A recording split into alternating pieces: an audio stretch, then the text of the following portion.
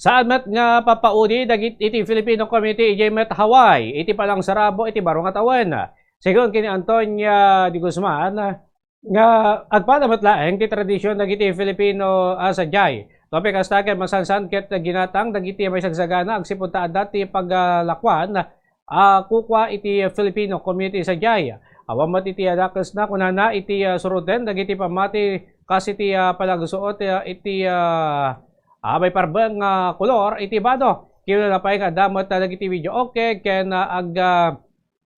bueno aganggangat iti paputo ka igemot pagilian ti Hawaii. Kapit nga iti laksid nga ado iti sagana ket saan nga may palubos iti Hawaii iti panagpadigo. Bueno iti panangirano da iti taraon kadagiti kaaruba. Awan ti kasla holiday da ditoy. Bisi-bisita tato so nga ti kadwan na ditoy. Agorder dalangan iti makan. Awan nagluto. Oh. Orderam langan diya kayat mo. Tadama lang iti detengon po nang niya Filipino. Mus dito nga dagiti tagluto ti Filipino nga dagiti nga makmakan dito. Agorder kalatan diya kayat mo. Ibagam diya kat mo. Kuadamot kan. Wow. Itadamatan diya order mo. Tapos lahat nga ro napaminga ro dinagas ni diya in-order na lahat na kun nga paghandami dito yan. Tradisyon na nga talaga ti Pilipino. Wait, so nga okay. ayam mo orada ka ta pro no Pilipino ka. DJ kwam ijay Pilipinas. Iso ba lang iti kwam dito ang kwam dito. Dito ayan may awan iti misa ti New Year's Eve. Into no bikat kan ti misan.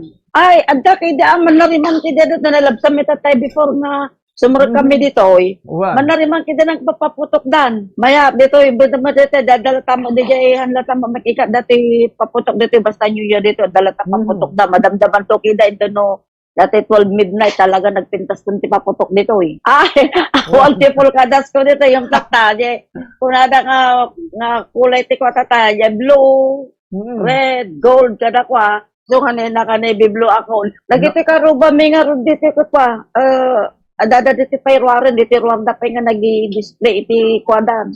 Video okay. Ita may lutlutunda kada kwawan.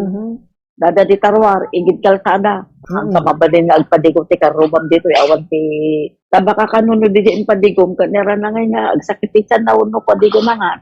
Yan bisi kaking baso.